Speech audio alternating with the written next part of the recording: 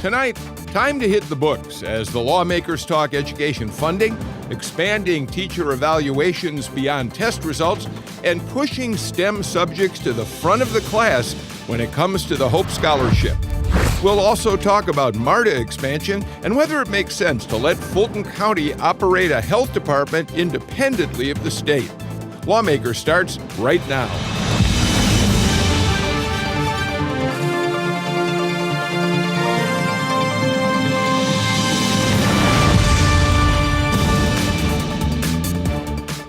Welcome to Lawmakers. I'm Bill Nigut. We're at day 27 of this year's legislative session, and the pace is continuing to pick up, as our guest tonight will attest, as they move toward crossover day on Monday. And there were some fireworks down at the Gold Dome today. I'm not kidding. Shelby Lin has more in our Capitol Report. That's right, Bill. Actually, there's fireworks down here every day. And yes, we're going to talk about fireworks legislation shortly. But first, we're going to tell you about the sparks that are flying over the changes in the Pastor Protection Act. It was amended in the Senate last week. It now contains another religious liberty bill. That has a lot of people upset. Passed the Senate is a bill that would sanction discrimination and allow people to practice discrimination willfully. State Senator Nan Orrock voted against the revised bill last week. Today, she was joined by religious leaders who say this new bill is a step backward. What gives elected officials, what gives the state the right to define what is religious? Who is religious? The Ku Klux Klan consider themselves a Christian organization, and they discriminate against blacks, against women, against Jews and gays and everybody else. How are we going to regulate them? The Senate pushed the revised bill through last Friday after adding parts of the First Amendment Defense Act authored by Senator Greg Kirk. I want you to understand that this bill is all about equal protection. It only, and this is key, it only impacts the government's interaction with faith-based organizations or a person who holds a sincerely held religious belief, specifically as it relates to marriage. There was no committee where advocates and citizens of this state came to the committee and got to present alternatives. So it should not be engrossed, because we should be allowed as their representatives to offer alternatives. What we're going to do with this bill, and it will pass, I have no doubt about it, it will pass and it's going to go over there. Okay? And we're going to see what they're going to do. And the dialogue continues. 2 weeks ago, the House passed the original Pastor Protection Act. That bill sought to protect ministers from prosecution if they refuse to perform a gay marriage for religious reasons. It's a bill House Speaker David Ralston worked on. My purpose is not to prey upon the fears of those we represent or to use their fears for other motives, because I believe this bill shows that starting where there is agreement and mutual trust can be much more productive than attempting to span what seems to be a bottomless chasm. Clergy members say they still might consider supporting the original bill. I mean, I suppose if you put in the word "not" in the right place. You know, it started, there was a Pastor Protection Act, which was perhaps not necessary, but fairly innocuous. And then it was sort of a Trojan horse when all this stuff got shoved in on the Senate side. I'm not a legislator. I don't know what's going on behind closed doors. But I think the hope of the faith community is that there really is an opportunity to walk this back significantly. The specific language really has to be resolved by the lawmakers. Now, we know there's a lot of work going on behind closed doors right now.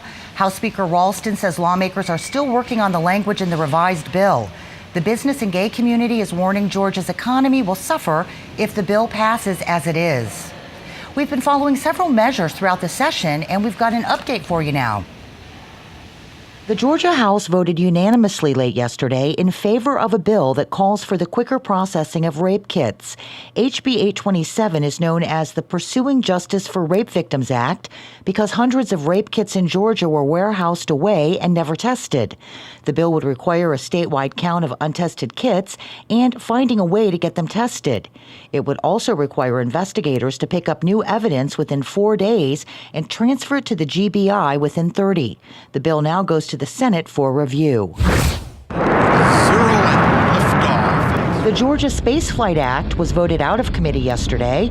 It could come up for a vote on the House floor before the end of the week. The bill is sponsored by Representative Jason Spencer. It would prevent passengers on suborbital space flights originating from a future spaceport on Georgia's coast from suing the flight operator.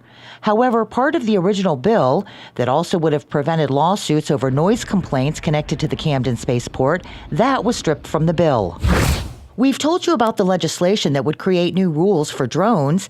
HB 779 would regulate drones in Georgia. A Senate bill would create a commission that would study and review drone technology. That measure is heading to the Senate floor for review. The drone rules bill was voted out of committee late today and is now headed to the House floor. Now, getting back to the more traditional kind of fireworks bill that we were talking about earlier, in the Senate today, lawmakers passed a fireworks tax resolution and a companion bill sponsored by Republican Jeff Mullis. We're talking about fireworks today, and we're not talking about the ones where you light and they go up and they go boom.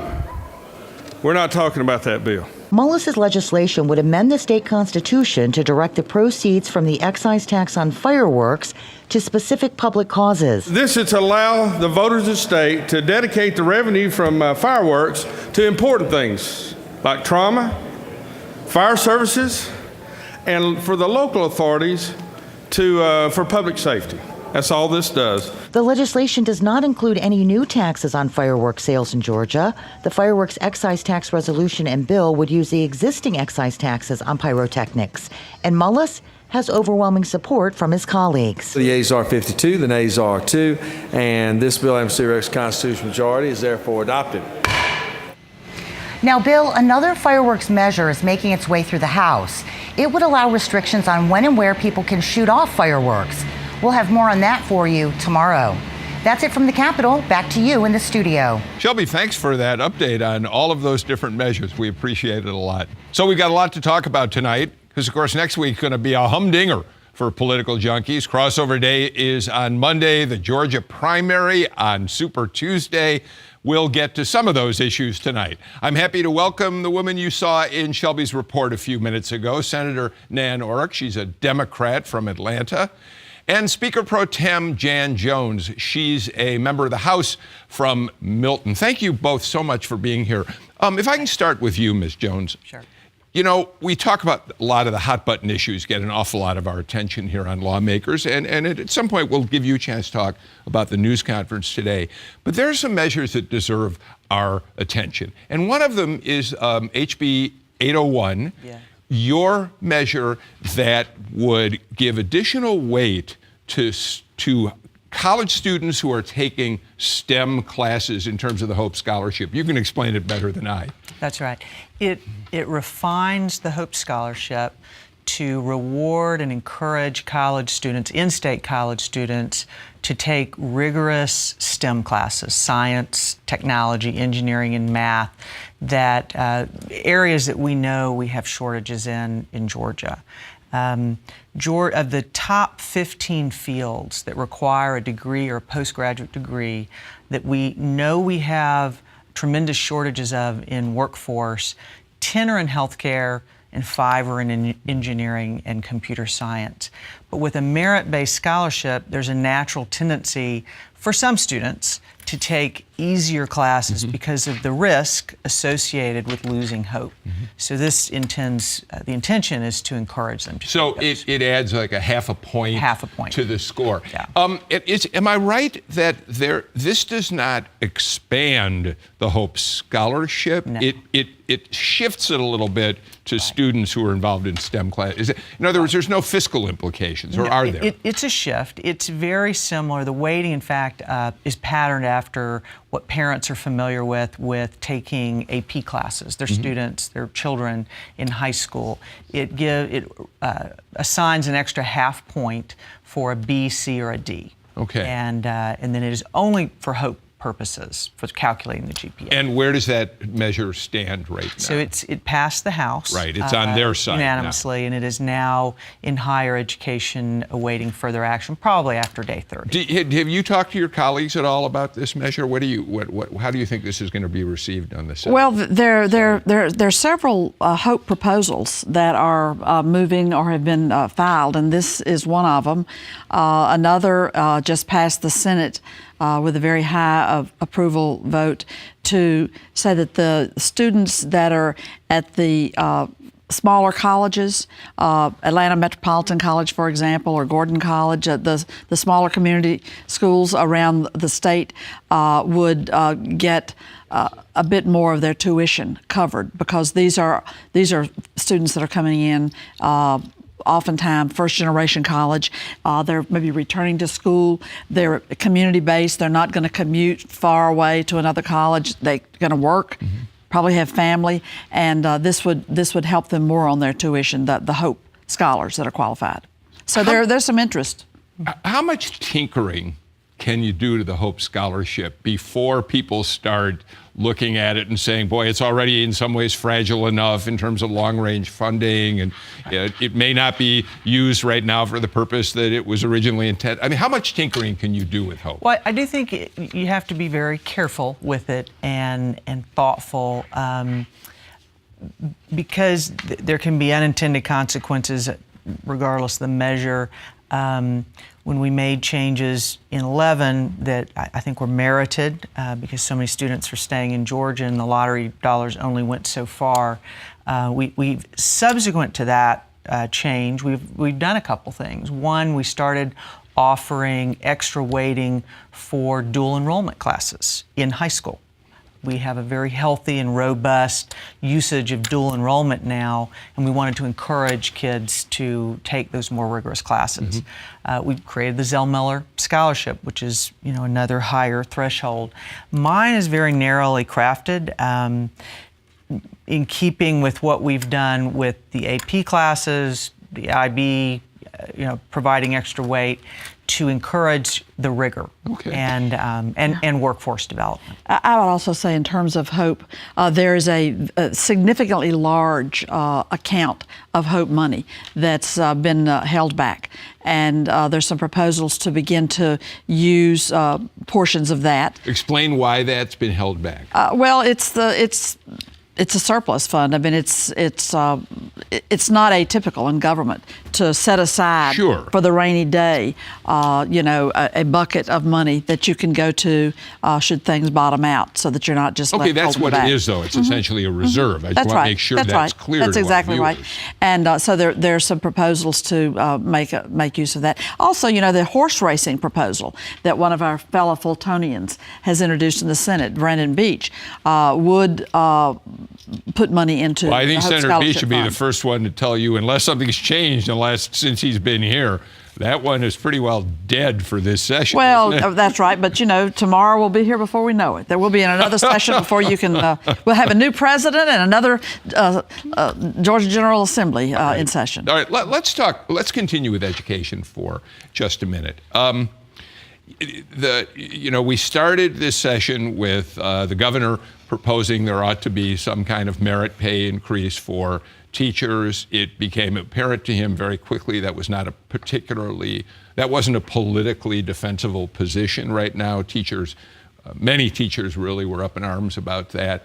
So now we're looking at how do we come up with a formula in which test scores don't make up the bulk of how a teacher is evaluated, right? That's right, and the statistics are disturbing when you see that between 45 and 50% of Georgia teachers don't stay beyond 5 years in the classroom, and a lot of the feedback that I think that our state school superintendent has gotten is that this overemphasis on testing is part of what's making teachers' jobs harder and making it harder for them to feel that they can engage with their students and move them along to think creatively and to do more than just pencil in test scores. So there's a bill that has passed the Senate that our education chair there has sponsored, and that would lower the percentage. So I think now what we'll wind up doing in this session is figure out where we're going to land on what percentage. There has been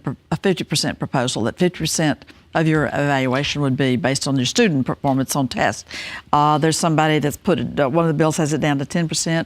The bill that we passed has it at 30% at this Did you point. hear from your teachers about that measure when the governor talked about it? Not a lot. But this is an issue that you think really needs to be looked at? It is an issue of certainly of worthy debate, given that 38% of our budget goes to K through 12. It is obviously the highest priority of the state legislature, as evidenced by our budget.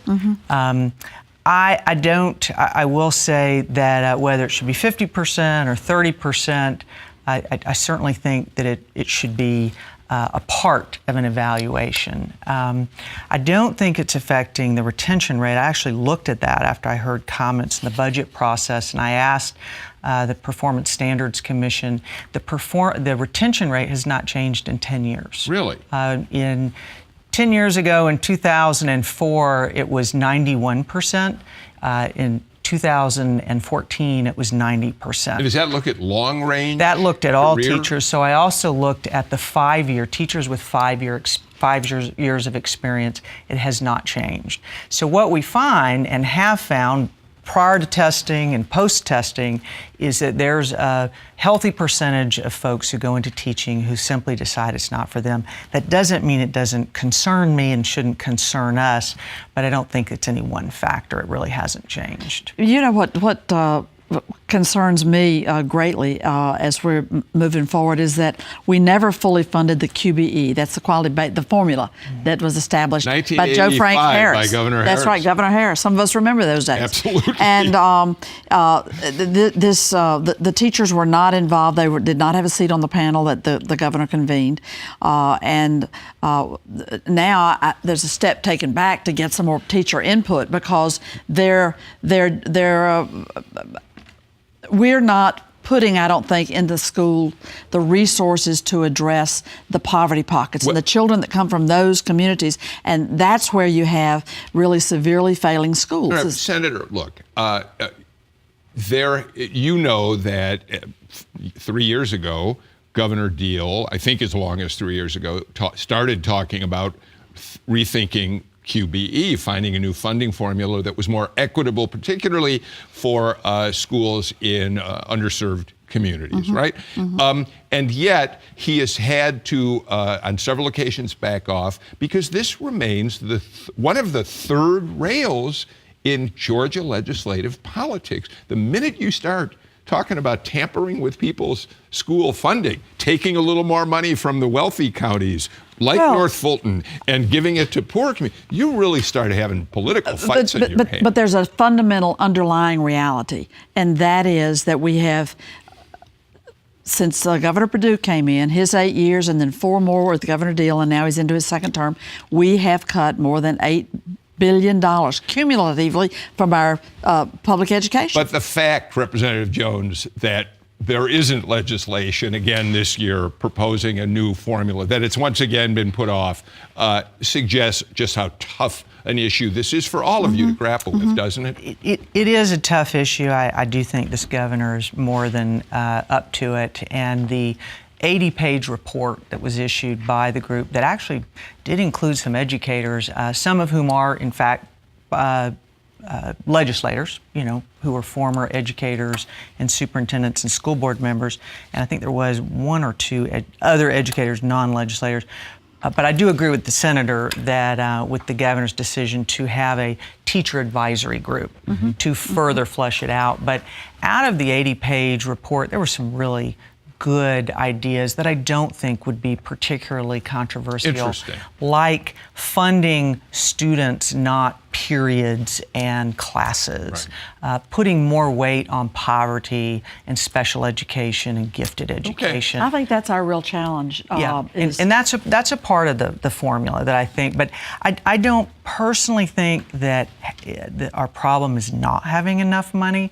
We're within $150 million, the closest we've been in 15 years, of fully funding the so-called QBE formula. Let me just say that's 1.5% of the total education budget. We're practically there. You want to make a real quick comment?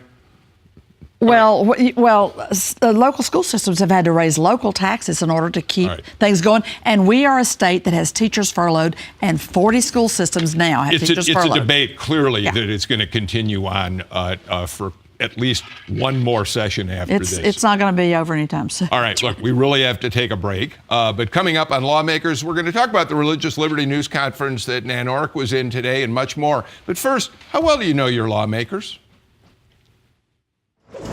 Senator Ed Harbison is a Democrat representing District 15. He was sworn into the General Assembly in 1993. As a Marine and a Purple Heart recipient, he's devoted a lot of energy to helping members of the military and veterans across the state. But he says some of his most powerful experiences involve Dr. Martin Luther King. He was with Dr. King the night King's house was bombed during the bus boycott, and was also with the civil rights leader the night Freedom Riders were attacked at the First Baptist Church in Montgomery. Harbison turned those memories into an award-winning project called The Dreamer's Dream. Lawmakers returns in a moment. Apple TV?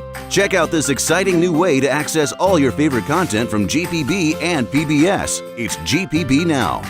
Download the app and easily browse local and national shows, special series, sports, and more, all on demand and just a click away. Plus, stream live events like the high school championships and GPB Radio exclusive to GPB. If you're cutting the cable, stay connected with GPB Now. Free to download in the Apple TV App Store today. On this date, February 24th, 1875, Georgia Governor James M. Smith signed an act which made it unlawful to sell spirituous liquors to minors.